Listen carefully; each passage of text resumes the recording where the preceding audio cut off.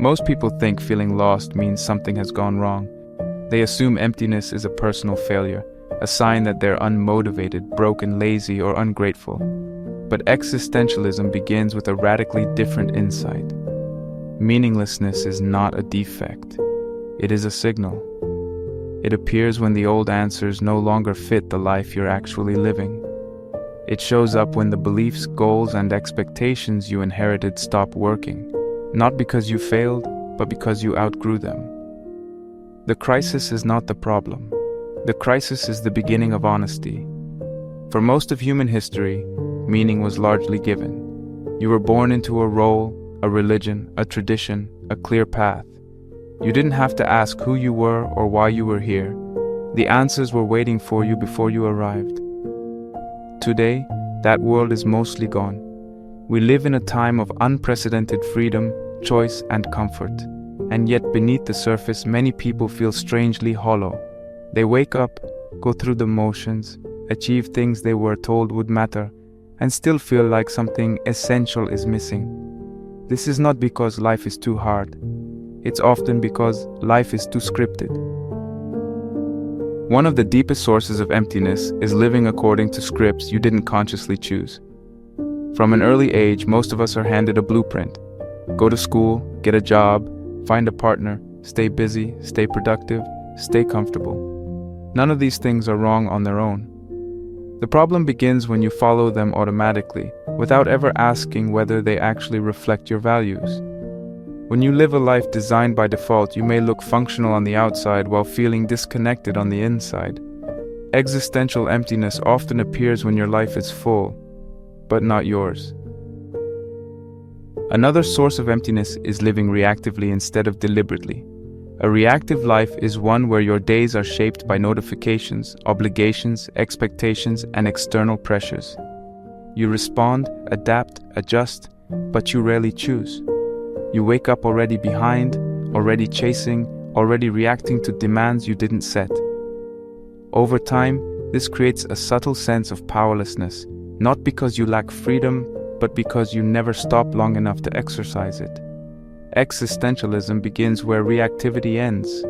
At the moment you pause and ask, is this how I want to live, or is this simply what happened to me? Many people also mistake comfort for fulfillment. Comfort promises safety, ease, and the absence of discomfort. Fulfillment, on the other hand, often requires effort, uncertainty, and responsibility. Modern life is incredibly good at reducing friction. Food delivered to your door, entertainment on demand, endless distractions. But a life optimized only for comfort often feels strangely empty. Why? Because comfort removes friction, and friction is where meaning is forged. Growth, responsibility, and commitment all involve tension. When life becomes too smooth, too easy, too insulated, it can start to feel flat and unreal. This is where the existential crisis truly begins, not as a breakdown, but as a question, a quiet, unsettling question that surfaces when distractions fade. If nothing is guaranteed, how should I live? If there is no fixed destiny, no predetermined purpose, no cosmic script, then what do my choices mean? What should I give my time, energy, and attention to? This question is uncomfortable because it removes excuses.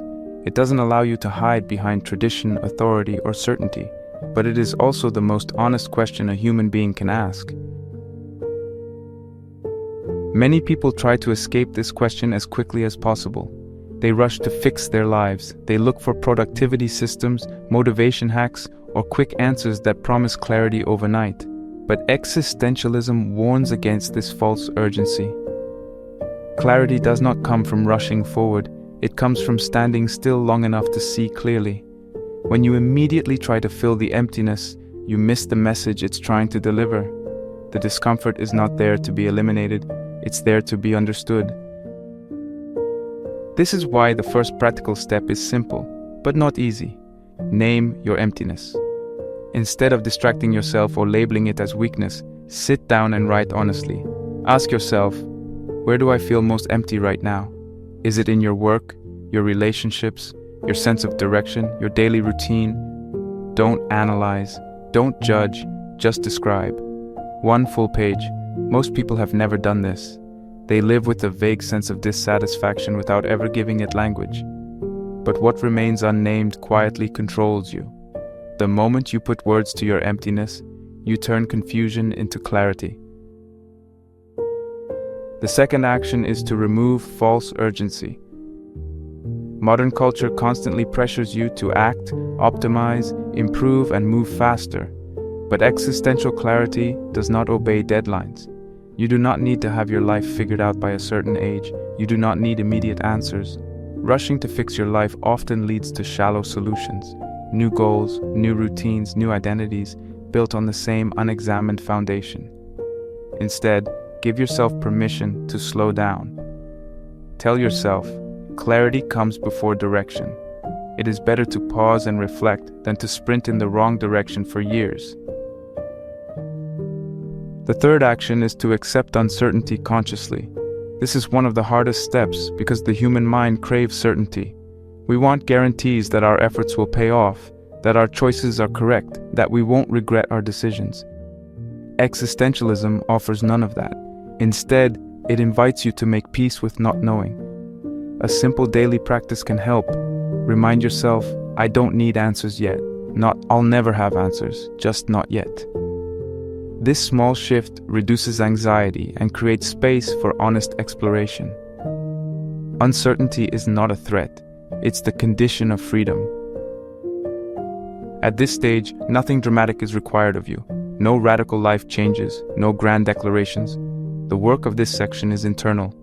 It's about stopping the escape from discomfort, from questions, from yourself. Meaning does not appear when you silence the question. Meaning begins when you stop running from it. When you allow yourself to sit in the discomfort without numbing it, rushing past it, or trying to solve it prematurely, something subtle but powerful happens. You reclaim ownership of your life. The existential crisis, then, is not a dark pit you fall into, it's a threshold you arrive at. On one side is a life lived by default, reactive, comfortable, externally guided. On the other side is a life lived deliberately, chosen, imperfect, and fully owned.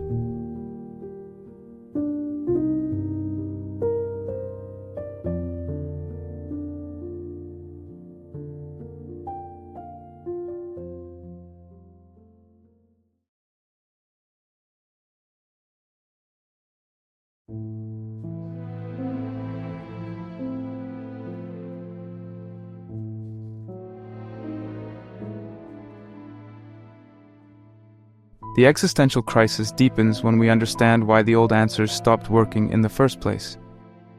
This is where Friedrich Nietzsche enters the story. Nietzsche did not invent meaninglessness, nor did he celebrate despair. What he did was diagnose a historical shift that most people feel today without having words for it. He looked at modern humanity and realized something unsettling. The structures that once gave life meaning were collapsing, but we were still living as if they hadn't. For centuries, meaning came from outside the individual. Religion told you who you were, why you existed, and how you should live. Tradition handed you a role, often before you could question it. Identity was fixed. Your place in the world was largely decided by birth, culture, and duty. These systems were not perfect, but they had one undeniable strength. They removed the burden of choice. You didn't have to invent meaning, you inherited it. Nietzsche saw that this world was ending. When he famously wrote that God is dead, he wasn't making a shallow attack on religion, nor was he celebrating chaos. He was describing a psychological and cultural reality. The old sources of absolute meaning no longer held the same power. Science replaced faith. Individual choice replaced tradition. Skepticism replaced certainty. The problem was not that people stopped believing. It was that they stopped believing together. Shared meaning dissolved, and nothing equally strong took its place. This collapse created a strange new condition. On the surface, people became freer than ever before. You could choose your career, your beliefs, your lifestyle, even your identity. But beneath that freedom, something darker emerged: uncertainty. When meaning is no longer given, it must be created, and creation requires responsibility. Nietzsche understood that most people were not prepared for this.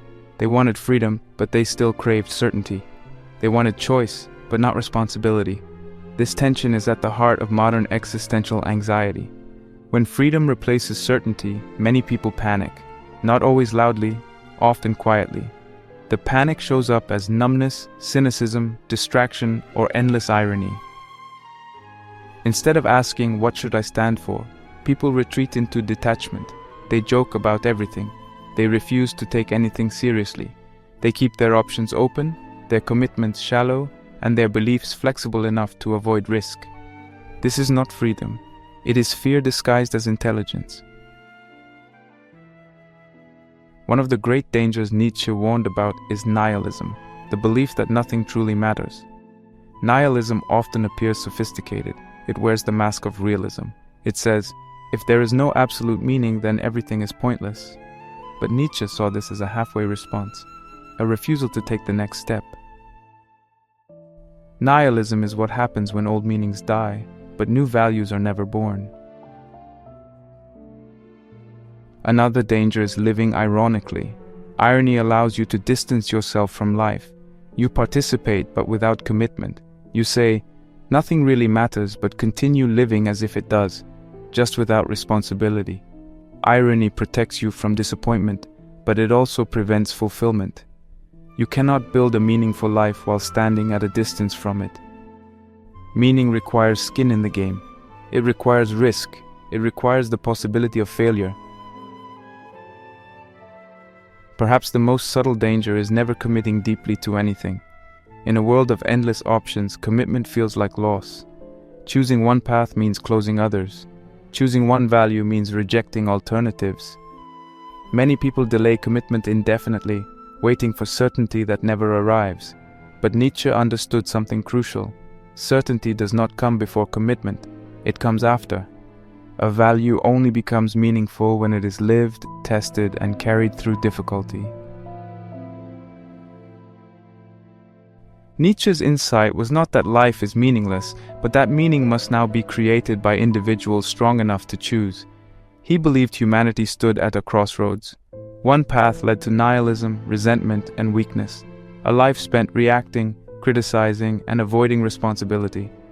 The other path led to self-creation. The courage to say, "This is what I stand for," even without guarantees. This is where existentialism becomes practical rather than abstract. If meaning is no longer received, then the question is not what is the meaning of life, but what values am I willing to live by? Values are not slogans or preferences. They are principles you are willing to pay a price for. They shape how you act when no one is watching, when motivation fades, and when comfort is threatened. The first practical step is to audit your inherited values.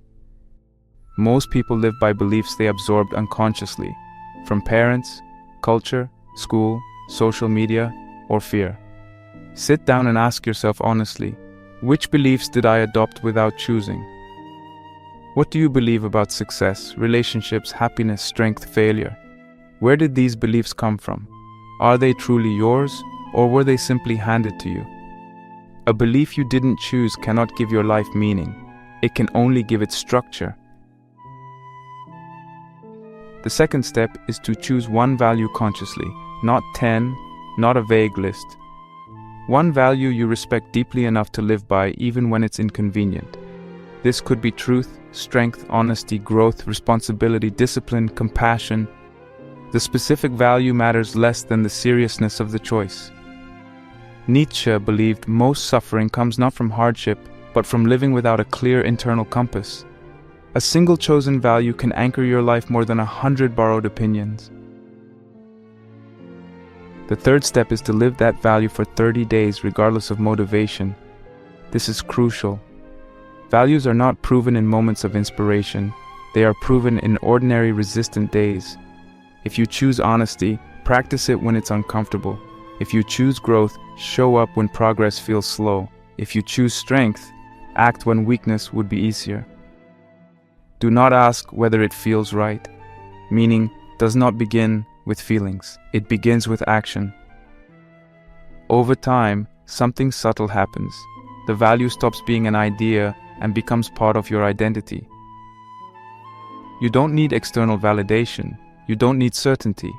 You experience something far more stable: self-respect. Nietzsche understood that meaning is not something you think your way into. It's something you become through repeated choices.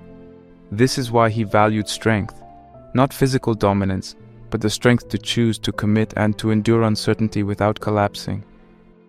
Meaning begins the moment values are chosen, not received. The world will not hand you purpose. History no longer assigns it, but this is not a curse. It is an invitation.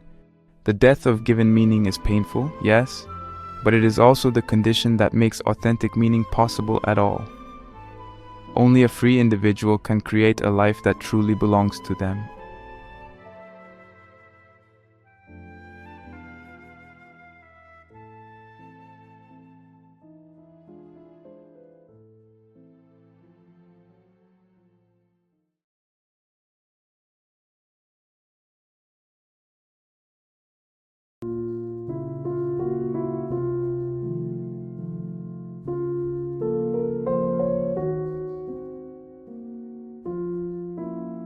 To truly understand existentialism, we have to face one of its most unsettling ideas: the absurd.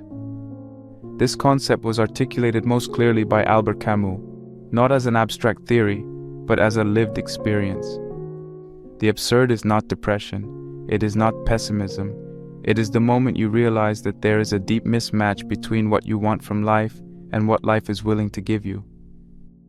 You crave meaning, order, justification, and purpose, and the universe responds with silence. No explanation, no reassurance, no final answer.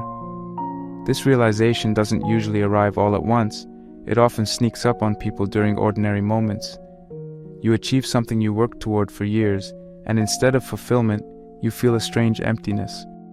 You follow the rules, make the right choices, and still feel unsettled.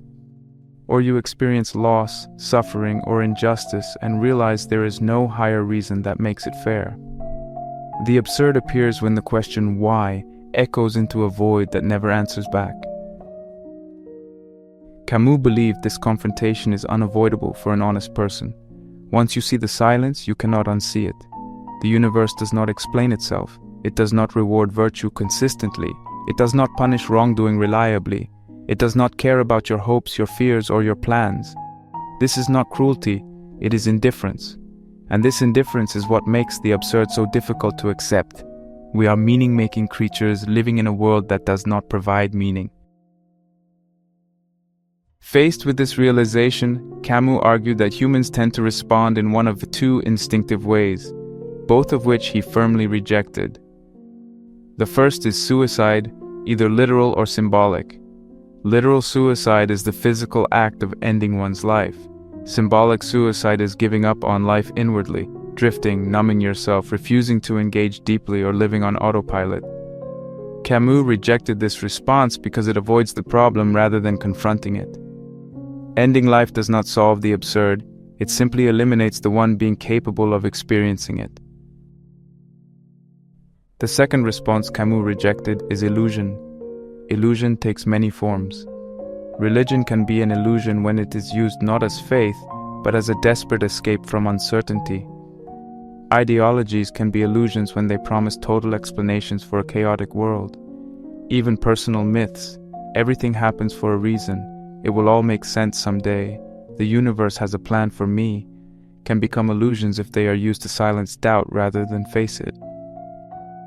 Camus called this philosophical suicide, killing the question by inventing an answer that cannot be verified. Camus refused both escape routes. Instead, he proposed a third response: revolt. Revolt does not mean violence or rebellion against society. It means an inner stance. It means living fully while refusing false comfort. It means acknowledging the absurd without trying to solve it. Revolt is the decision to stay awake in a world that offers no final explanation. Revolt means saying, yes, the universe is silent, and I will live anyway.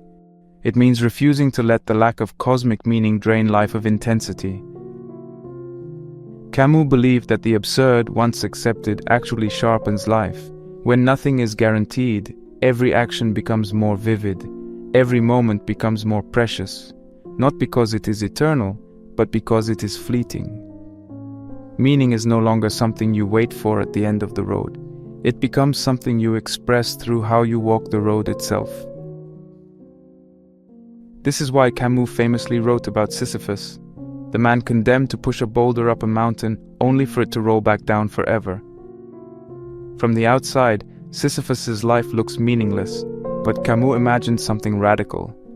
Sisyphus, aware of his condition, a man who knows there is no final victory, no reward, no escape, and still chooses to push. In that awareness, Camus saw freedom. In that refusal to surrender, he saw meaning, not as an answer, but as a stance.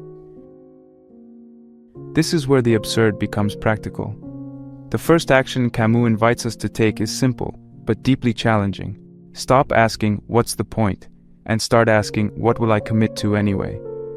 The question, "What's the point?" assumes meaning must be guaranteed before action is justified. Camus turns this logic upside down. He asks, what if action itself is the source of meaning? What if commitment comes first and justification never arrives? The second practical action is to create daily defiance.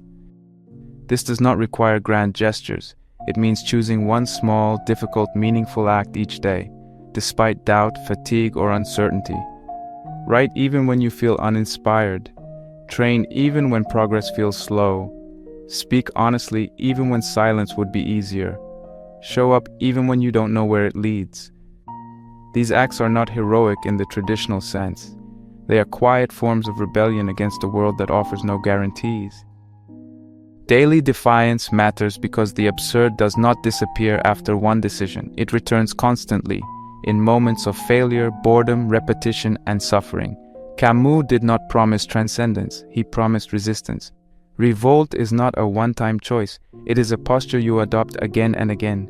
Each day you wake up and choose to participate fully, knowing there is no final meaning waiting to reward you, you reaffirm your freedom.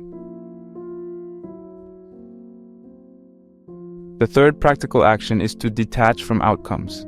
This is crucial. Many people try to create meaning, but secretly hope the universe will validate them in return. They want effort to guarantee success, suffering to guarantee reward, commitment to guarantee fulfillment. Camus asks you to let go of this expectation. Focus on effort, not cosmic validation.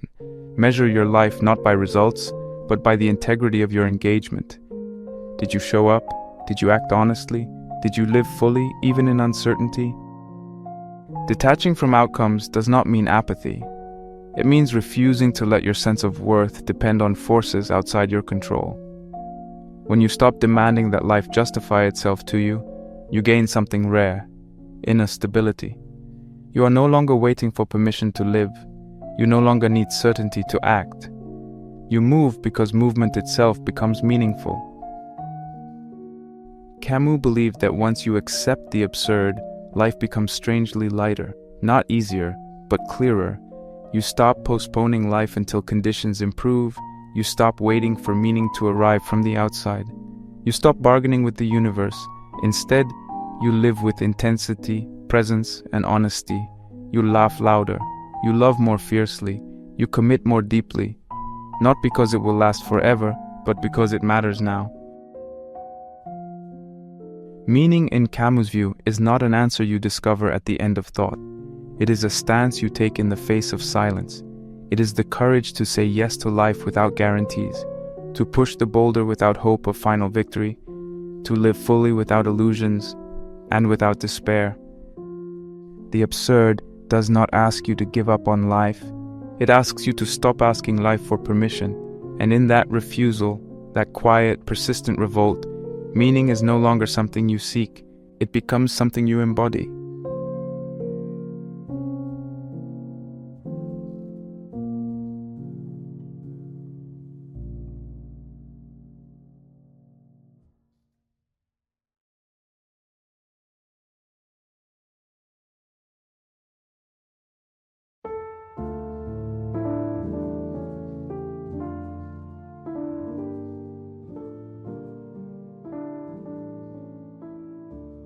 If Nietzsche showed us that inherited meaning has collapsed, and Camus taught us how to live without cosmic guarantees, Jean-Paul Sartre takes us one step further, to a truth that is even more uncomfortable.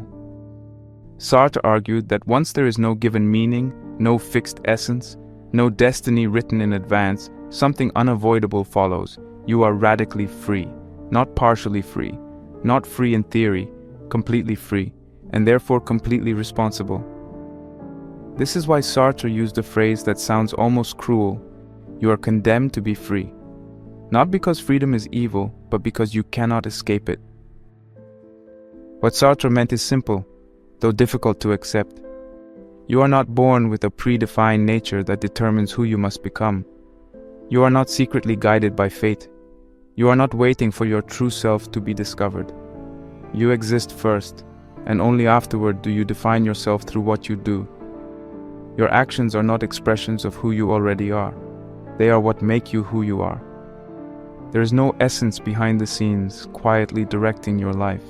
There is only choice, followed by consequences.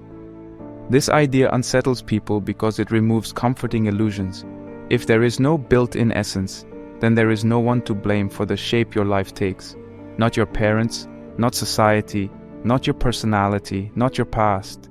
These things influence you, yes, but they do not decide for you.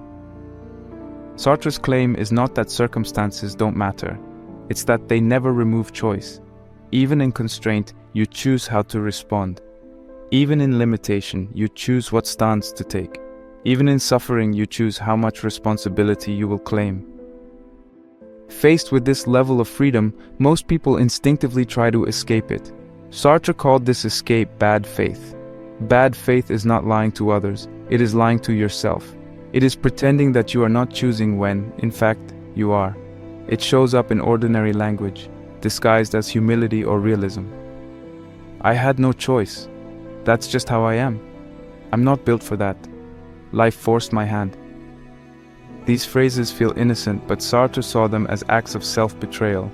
They reduce a free being into an object, something acted upon rather than someone who acts. Bad faith feels comforting because it removes guilt and responsibility. If that's just how I am, then no change is required. If I had no choice, then no courage was demanded. But the cost of bad faith is immense. Each excuse quietly erodes your sense of agency.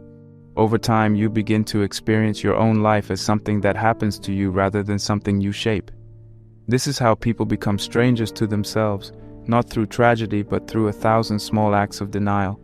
Sartre insisted that even refusing to choose is still a choice. Indecision is not neutrality. It is a decision to delay, to avoid, to let circumstances decide for you. Waiting for clarity is a choice. Staying in a situation you resent is a choice. Remaining silent when you could speak is a choice. Freedom does not disappear when you close your eyes to it. It simply becomes unconscious, and therefore more destructive. This is why Sartre believed freedom is terrifying, not because it demands heroism, but because it demands honesty. It demands that you recognize yourself as the author of your life, even when the story is messy, unfinished, or painful. There is no script to follow, but there is also no one else holding the pen. The weight of this realization often produces anxiety, not because something is wrong, but because something important is now visible. Sartre's insight cuts through one of the most common modern illusions, the belief that we are trapped by our identities. People say, "I'm an anxious person, I'm bad with discipline, I'm not confident," as if these traits were permanent structures. Sartre would say, these are descriptions of past behavior, not definitions of your being. The moment you act differently, the description changes. Identity is not a prison, it is a pattern, and patterns can be broken through action. This brings us to the practical core of Sartre's philosophy. The first action is deceptively simple. Replace excuses with ownership. Listen closely to how you speak to yourself. When you say, "I can't," pause and translate it honestly, "I choose not to." This shift is uncomfortable, but it is liberating. "I choose not to" restores agency. It reminds you that avoidance is still a decision, and that decisions can be revised. You may still choose not to act, but now it is a conscious choice, not a hidden one. The second action is to choose one area of life where you stop blaming circumstances. Just one, not everything at once. It could be your health, your work, your relationships, your creative life, or your daily habits. Identify the story you usually tell yourself about why change is impossible. Then set that story aside, not because it's completely false, but because it is incomplete. Circumstances explain difficulty. They do not erase responsibility. Sartre does not ask you to deny reality. He asks you to stop hiding behind it. Once that area is chosen, the third action follows naturally. Act immediately, imperfectly. Sartre believed that reflection without action becomes another form of bad faith. You do not become free by thinking about freedom. You become free by exercising it. Action clarifies what thought cannot. You do not need confidence to act. Confidence is often the result of action. You do not need certainty. Certainty is something people invent after the fact. What you need is movement. This action does not need to be dramatic. In fact, it shouldn't be. Send the message you've been postponing. Take the first small step toward a goal you've been overthinking. Set a boundary you've been avoiding. Speak one honest sentence you've been rehearsing in silence. These acts matter not because they guarantee success, but because they affirm your authorship. Each action says quietly but firmly, I am not an object. I am a choosing being. Over time, something powerful happens. Responsibility stops feeling like a burden and starts feeling like strength. When you accept responsibility, you stop waiting for rescue. You stop hoping circumstances will change first. You stop bargaining with the future. You begin to experience yourself as capable, not because life becomes easy, but because you are no longer divided against yourself. Freedom grows not when options increase, but when responsibility is accepted without resentment. Sartre's philosophy does not promise happiness, it promises dignity. The dignity of standing behind your choices, the dignity of refusing to lie to yourself, the dignity of acting even when the outcome is uncertain. A free life in this sense is not a comfortable life, it is a coherent one, where your actions align with your awareness, and your awareness does not hide from itself. Radical freedom is not something you achieve once and keep forever. It must be reaffirmed daily. Each morning you wake up free again, and tempted again to deny it. Each day offers new excuses, new pressures, new reasons to drift. Sartre's challenge is not to eliminate these pressures, but to meet them honestly, to see your choices clearly, to own them fully, and to act anyway. Freedom then is not the absence of limits. It is the refusal to pretend you are not choosing. And the moment you stop pretending, the moment you accept responsibility without flinching, your life begins to feel different. Not lighter, but real. Because for the first time, it is truly yours.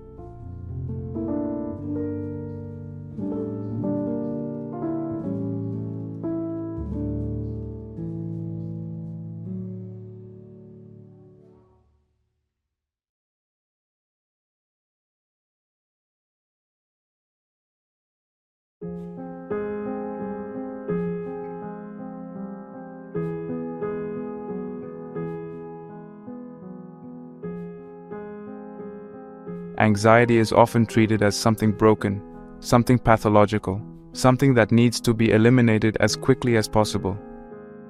We talk about it as a weakness, a malfunction of the mind, a sign that something is wrong with us. But existentialism offers a very different interpretation. Existential anxiety is not a flaw, it is a signal. It appears at the precise moment you realize a truth most people spend their lives avoiding. My life is in my hands. No one else can live it for you. No one else can choose for you. No one else can carry the consequences of your decisions. That realization is heavy, and anxiety is the emotional weight of that freedom pressing down on you. This kind of anxiety doesn't come from danger. Fear comes from something specific, a threat, a risk, a clear source of harm. Existential anxiety is different. It is vague. It has no clear object. You feel restless, unsettled, tense, even when nothing bad is happening.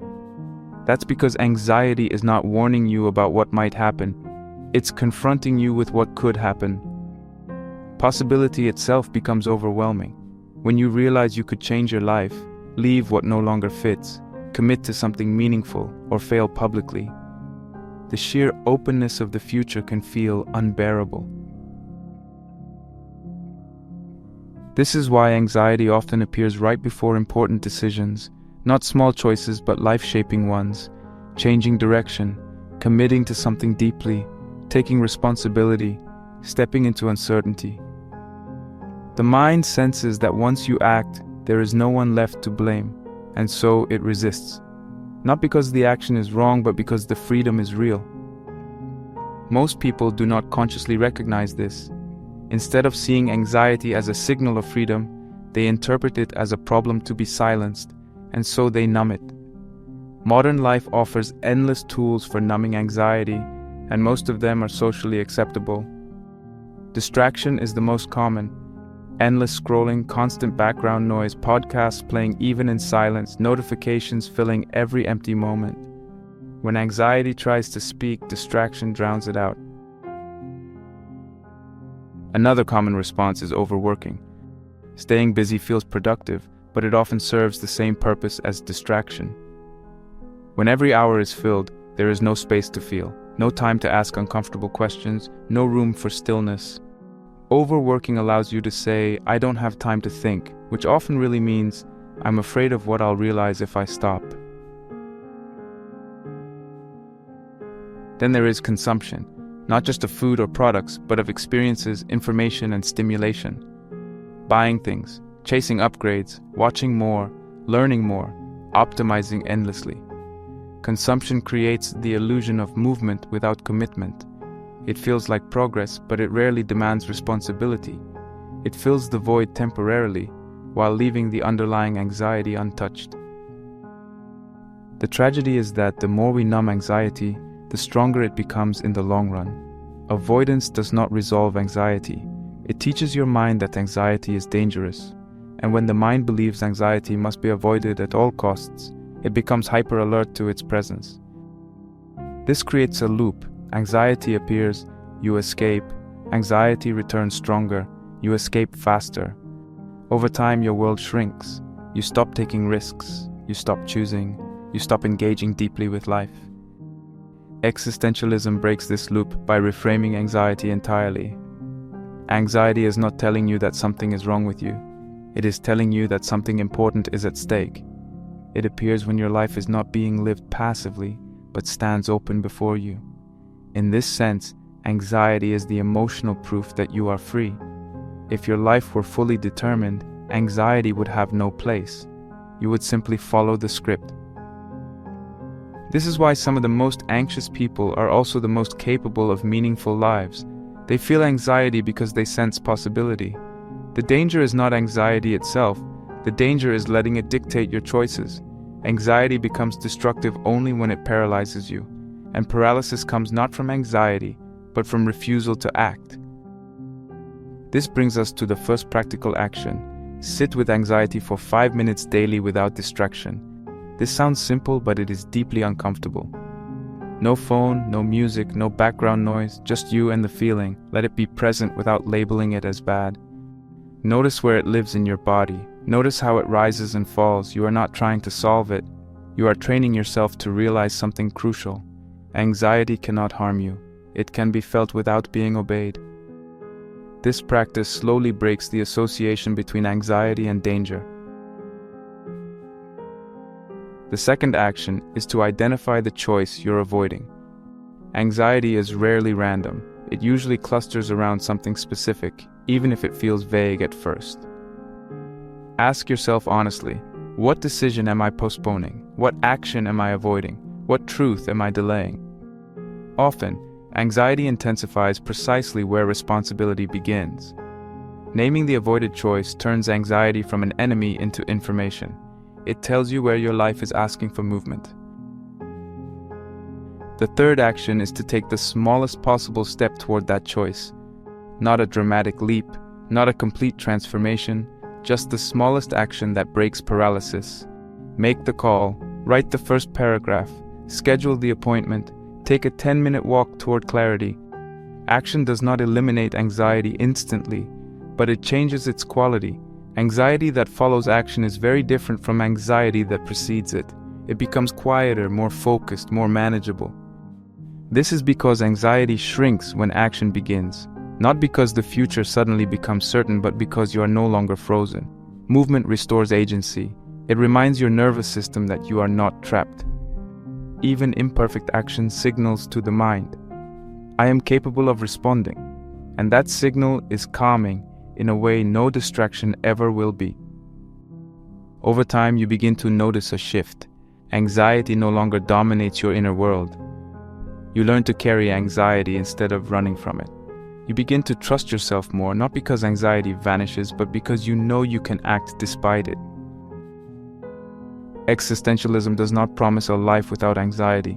It promises something better, a life where anxiety no longer decides for you, a life where discomfort becomes part of growth, not a reason to retreat, a life where you recognize anxiety as the cost of having a say in your own existence. Anxiety in this sense is not the enemy of meaning. It is the doorway to it, because the moment you stop trying to silence anxiety and start listening to what it's pointing toward, you take another step out of passivity and into authorship. And that is where meaning quietly begins to take shape.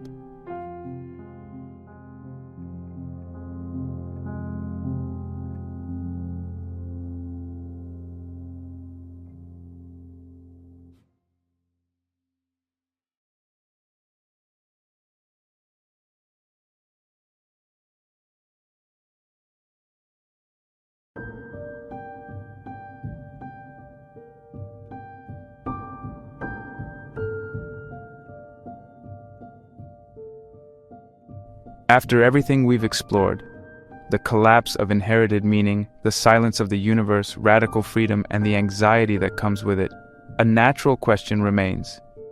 So how is meaning actually created? Not in theory, not in books, not in motivational quotes, but in real life on ordinary days with imperfect people. Existentialism gives a surprisingly clear answer. Meaning does not arrive as a revelation. It is not discovered by thinking harder. It does not descend when you finally find your purpose. Meaning is built, slowly, quietly, through engagement with life. Existential meaning comes from 4 simple elements: choice, commitment, responsibility, and action. These are not abstract ideas, they are behaviors. They describe what a person does, not what a person thinks. This is where many people get stuck. They assume meaning is something you must understand before you act. Existentialism turns this assumption upside down. It says, act first, meaning follows. The first element is choice. Meaning begins the moment you choose something deliberately instead of drifting into it. A choice is powerful not because it guarantees the right outcome, but because it ends passivity. Even a flawed choice is better than none, because it places you inside your own life instead of on the sidelines. Many people feel lost because they are waiting for certainty before choosing. But certainty is not a prerequisite for choice. It is often a byproduct of commitment. Life clarifies itself through movement, not contemplation. The second element is commitment. Choice without commitment is shallow. It remains theoretical.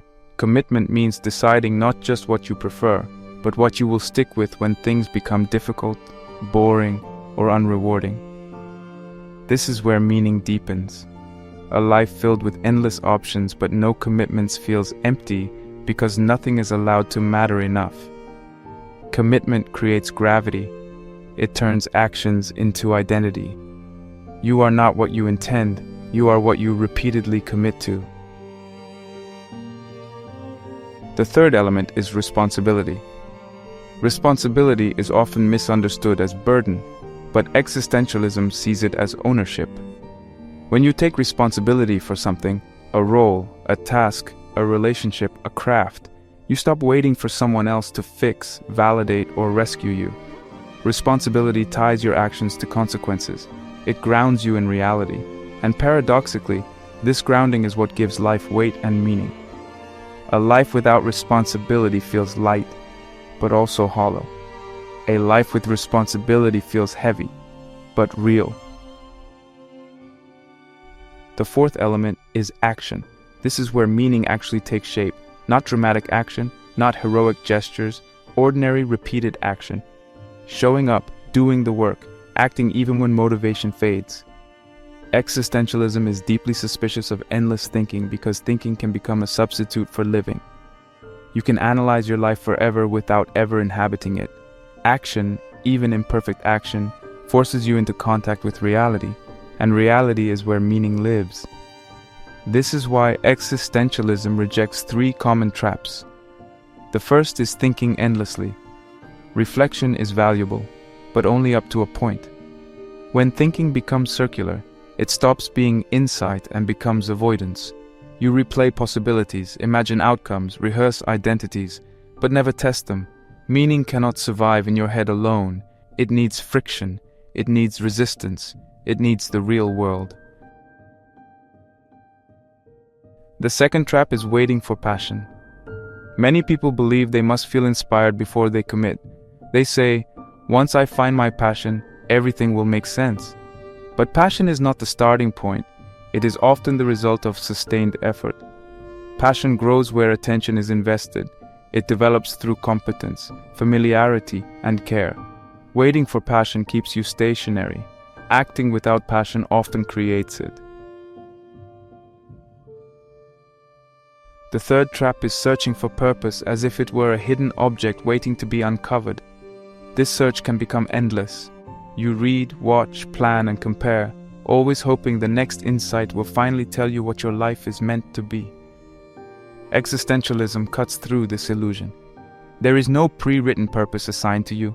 There is only the purpose you build through what you are willing to carry and sustain over time. Meaning then appears after engagement. It is not the cause of action, but its consequence. This is difficult to accept because it requires faith without guarantees. You must act without knowing whether it will pay off. You must commit without certainty that it will feel meaningful tomorrow. But this uncertainty is not a flaw. It is the condition under which authentic meaning becomes possible. This leads directly to the practical actions of this section. The first is to choose one responsibility worth carrying, not 10. 1. Something that demands effort and consistency. It could be a craft, a project, a person, a habit, or a role you know matters, even if it doesn't excite you every day. The key question is not, does this make me happy right now? But, is this weight worth carrying over time? Meaning is closely tied to the burdens we willingly accept. The second action is to commit publicly or structurally. Private intentions are fragile. They disappear when motivation fades. Commitment needs structure. This could be a schedule that doesn't depend on mood, a habit anchored to a time and place, or accountability that makes your choice visible. Public commitment doesn't mean seeking applause. It means removing easy escape routes. When commitment is externalized, it stops being a feeling and becomes a practice. The third action is to show up daily, even when it feels meaningless. This is where most people fail, and where meaning is actually forged. Early effort often feels empty. You act without feedback. You invest without immediate reward. This is normal. Meaning grows slowly, beneath the surface, like roots. If you quit too early, you never reach the stage where effort turns into identity, and identity turns into fulfillment. Showing up when it feels pointless is not a sign you're doing something wrong. It's often a sign you're doing something real. Over time, something shifts. The responsibility you chose begins to shape you. The commitment you honored gives structure to your days. The actions you repeat form habits, and habits form character. Meaning appears quietly, not as excitement, but as coherence. You feel aligned, you feel grounded, you feel like your life is about something, even if you can't easily explain it. This is why existentialism insists that purpose is built, not found. Found purposes are fragile. They depend on inspiration, clarity, and perfect conditions. Built purposes survive doubt, boredom, and difficulty. They grow stronger the longer you carry them. They do not promise happiness, but they offer something deeper: direction, self-respect, and inner stability. A meaningful life in this sense is not a life without confusion or struggle. It is a life where struggle is integrated into something you have chosen to stand behind, where effort is not random, but directed, where days are not just endured, but invested. Meaning does not appear when life becomes easy. It appears when you decide what is worth your effort, and then give yourself to it. And once meaning is built this way, it cannot be taken from you by circumstance, silence, or uncertainty, because it was never given to you in the first place. It was created by choice, commitment, responsibility, and action.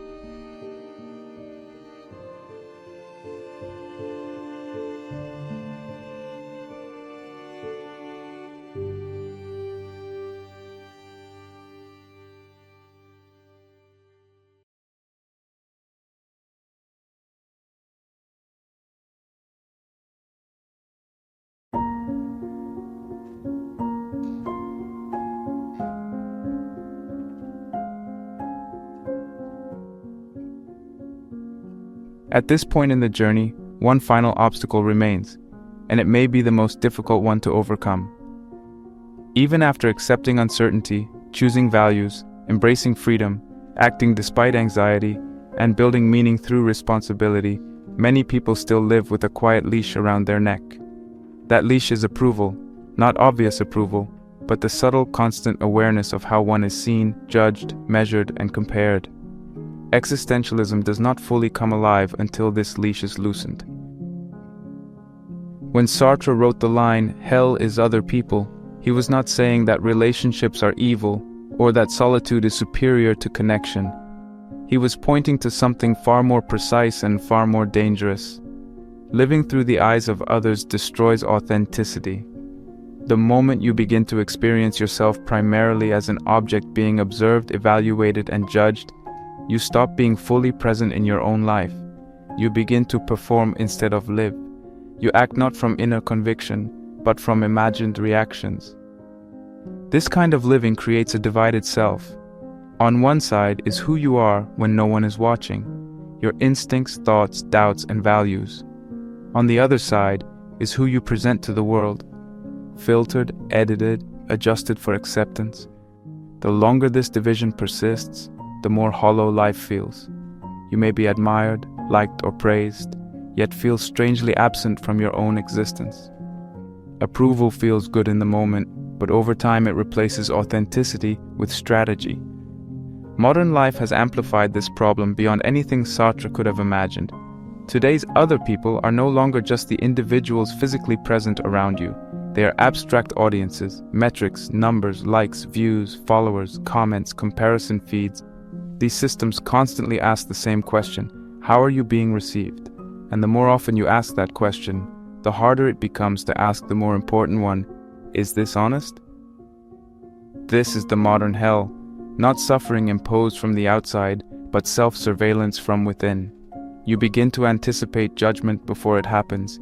You shape your words, choices, and even desires around how they might be perceived. Over time, this leads to a quiet form of self-abandonment. You no longer act to express who you are, you act to manage how you are seen. Comparison deepens this trap. When you constantly measure yourself against others, your sense of worth becomes relative and unstable. Someone will always appear ahead of you, happier than you, more successful than you, more admired than you. Comparison does not motivate authenticity. It erodes it. It shifts your attention outward, away from your own path, and ties your sense of meaning to standards you did not choose. Existentialism challenges this at its core. If meaning is created through choice, commitment, and responsibility, then living for approval undermines meaning itself. Approval is external. It fluctuates, it cannot be controlled. Building a life around it is like building on water. You may feel momentarily supported, but you will never feel grounded. Living authentically does not mean rejecting all feedback or isolating yourself from others. It means something far simpler and far braver. You stop letting approval decide for you. You allow yourself to be seen as you are, rather than constantly adjusting to be accepted. You accept that disapproval is not a failure. It is often the cost of being honest in a world that prefers conformity. This brings us to the practical actions of this final section. The first is to stop optimizing for approval in one area of life. Just one. It could be how you express yourself online, how you dress, how you speak in meetings, how you pursue your interests, or how you structure your time. Notice where you habitually ask, will this be liked? Will this be approved? Will this be accepted? Then for that one area, consciously choose a different metric. Is this aligned with what I actually value? This step often feels uncomfortable because approval has become a reflex. You may feel exposed, awkward, uncertain, but this discomfort is a sign of realignment. It means your actions are beginning to come from the inside rather than being negotiated externally. Authenticity rarely feels smooth at first. It feels raw. But rawness is a sign of presence. The second action is to do one honest act daily that risks disapproval. This does not mean being provocative or reckless. It means being sincere where you would normally self-censor. Speak one true sentence you would usually soften. Share an idea without over-editing it for acceptance. Say no when you would usually say yes to avoid discomfort. These acts are small, but they are powerful. Each one reclaims a piece of your agency. Over time, you may notice something surprising. Disapproval is rarely as catastrophic as you imagined. Some people may disagree, some may not understand, some may drift away, but what remains grows stronger. Self-respect. And self-respect is far more stable than approval. Approval depends on others. Self-respect depends on alignment between your values and your actions. The third action is to measure success internally. This is essential. As long as you measure your life by external response, you remain vulnerable to forces you cannot control. Existentialism proposes a different standard: effort, integrity, and consistency. Did you show up? Did you act honestly? Did you honor your commitments, even when no one noticed? These are measures no algorithm can take from you. Internal measures change the emotional tone of life. You stop riding constant highs and lows based on feedback. You become steadier, more grounded. You no longer need to win every comparison because you are no longer playing the same game. You are playing a quieter one, a deeper one, where the reward is coherence rather than applause. Living authentically also transforms relationships. When you stop performing, your connections become more real. Some relationships will fade, not because you failed, but because they were built on performance rather than truth. Others will deepen. You will be seen more clearly, and you will see others more clearly in return. Authenticity does not isolate you. It filters your world until what remains is solid. This is the final existential shift, not from confusion to certainty, but from dependence to ownership. From living as an object in others' eyes to living as a subject in your own life. From asking, am I approved, to asking, am I aligned? At this stage, meaning no longer feels like a puzzle to be solved. It feels like something you are carrying, something you uphold through how you live, not what you achieve. The world may still be silent, there may still be no guarantees, but your life is no longer waiting for permission. And this brings us to the final message, the quiet truth that holds everything together. The world may be meaningless, but your choices are not. Meaning is not given, it is not promised, it is not discovered waiting somewhere in the future. Meaning is carried through responsibility, carried through commitment, carried through action, carried through honesty. And once you accept that, once you stop asking the world to justify your existence, something changes. You stop drifting, you stop hiding, you stop postponing life. You stand inside it, not with certainty, not with guarantees, but with courage.